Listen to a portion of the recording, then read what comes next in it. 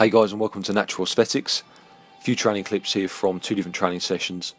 Push day to start, and this is my bench press, 96 kilos for 5 sets of 6. I've been pretty consistent with my benching over the last few months, and I think that's beginning to show. I'm feeling at least somewhat more comfortable when I bench. I'm no longer getting the aches and pains in my shoulders that once would have plagued me on bench press. I think that's down to more consistently lifting lighter loads for more reps and more sets than what I would have done perhaps over the last 2 years or so. Seated overhead press is another exercise that I've been able to use in this gym. They didn't have this apparatus in my previous gym, and I think it's one of the best shoulder exercises out there. You're not inhibited by the technique that you need to achieve on the standing overhead press. The standing overhead press is very demanding, very good exercise, but you're often inhibited by your technique and your posture. And therefore you're reducing sometimes the stimulus placed on your shoulders. When you're seated, that's no longer an issue, and you're able to maximize the amount of work on your shoulders. So I would really advise you to mix it up and try some seated and standing variations, but understand that you'll be able to use more weight when you're sitting down, so sometimes it can be more effective than standing presses for hypertrophy, at least anyway.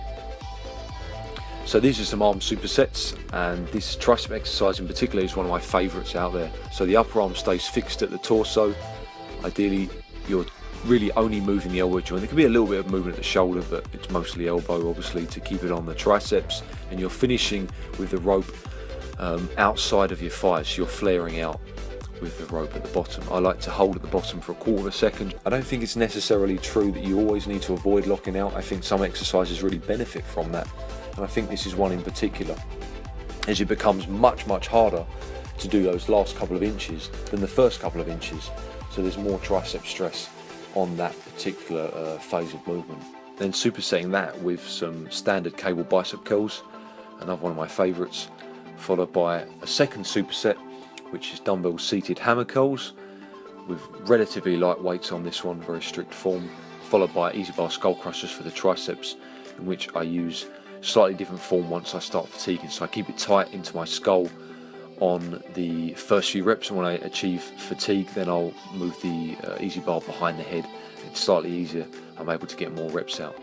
So thanks for watching guys, hope you enjoyed the video. If you did, please give me a thumbs up.